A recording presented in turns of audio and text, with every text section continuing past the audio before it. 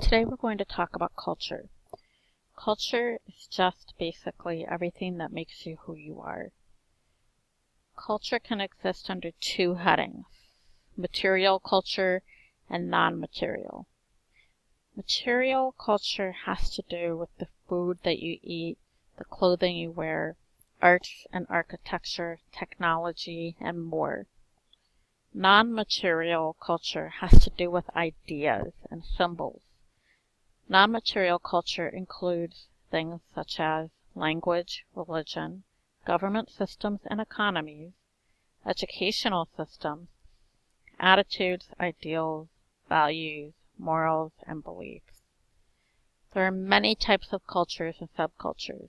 You can identify with more than one. For example, you might identify as an American,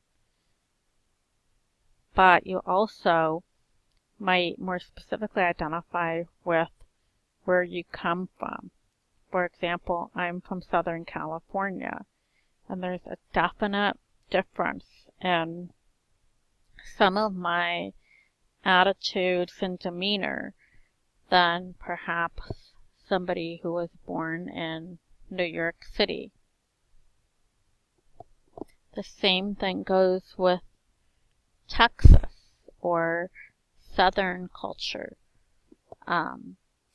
People in those areas might feel very American, but then also are part of a subcategory of cultures as well. Now let's talk about cultural hearths. This is going back a little bit. Cultural hearth is a place from which a culture originates and then spreads, and most cultures are rooted in some type of historical influence. For example, China is the hearth of much of East Asia's first culture. The culture of the classic Greeks, Romans, and then European powers is the cultural hearth for the Western world. Even in the United States, we are influenced by some of the ideals of the Greeks and Romans. Now this map shows you the ancient cultural hearths in green and the more modern ones in orange. And interactions are indicated by light green, and the flow of ideas are indicated by the orange arrows. So these arrows are depicting the flow of ideas from different hearths. Let's look at cultural elements. Language is one. It is simply a system of words and symbols used to communicate with other people, including slang and common phrases. There are thousands of languages in the world. Religion is just a dominant belief system. Cultural landscape, that is a system of cultural properties that represent the combined works of nature and man.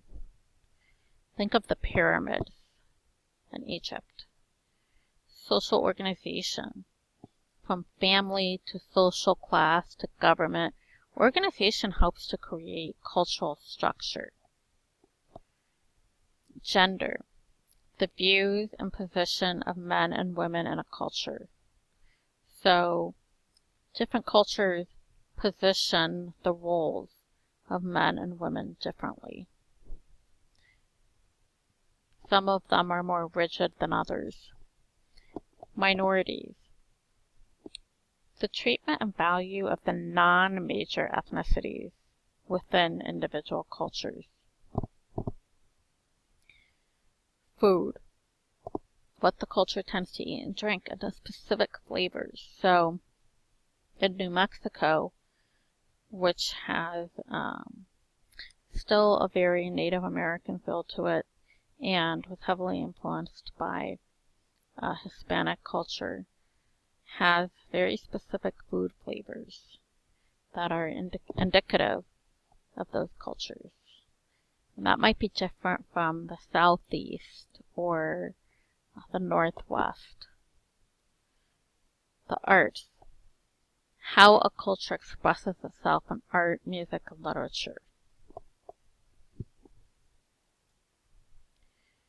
So we're going to talk about cultural change, and we're going to focus on convergence. Cultural change are changes due to both internal and external influence. And convergence is a more specific term. Cultural convergence can occur in different ways. So one is through diffusion, where ideas from one culture spreads to another. An example of this is American music. American music is influenced by Africa and Latin America, and that would be an example of diffusion. Acculturation is when one culture comes into contact with another and adopts or adapts some of its elements.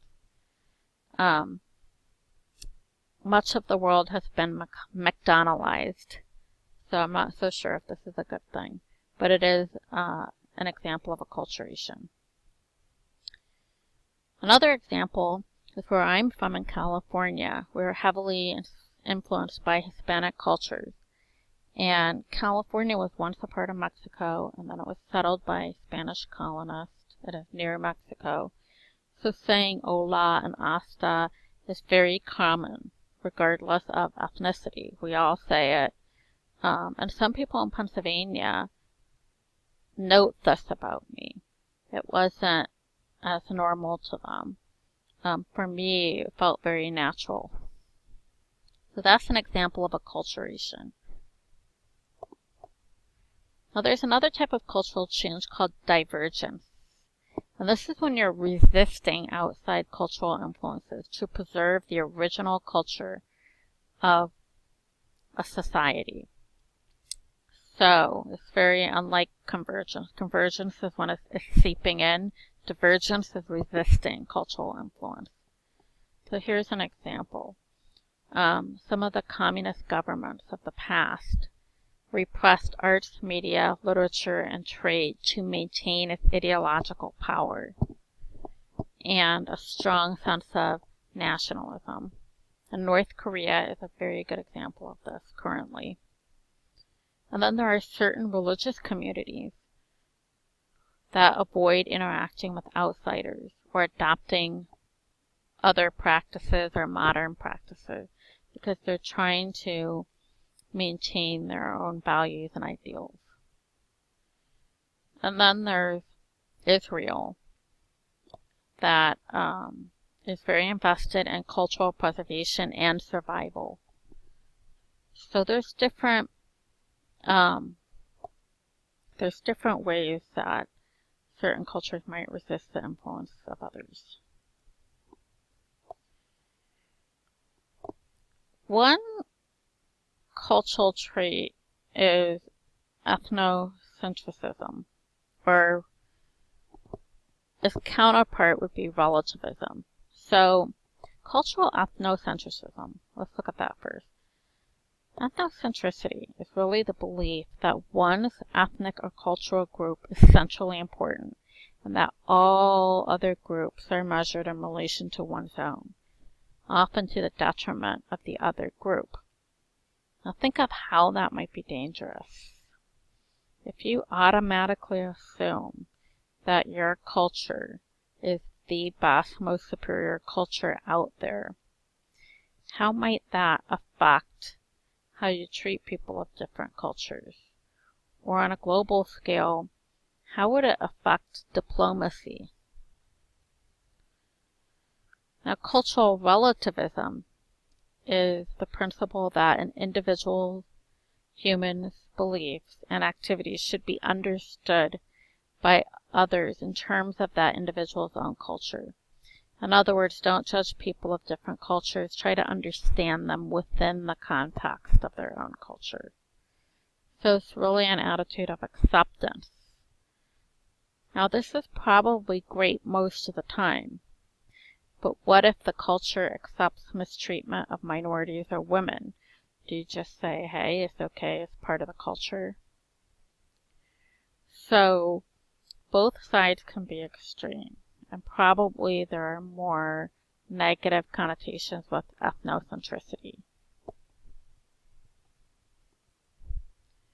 So let's just conclude this topic with the understanding that cultures are diverse and plentiful, composed of many elements, and offer a sense of identity to its members.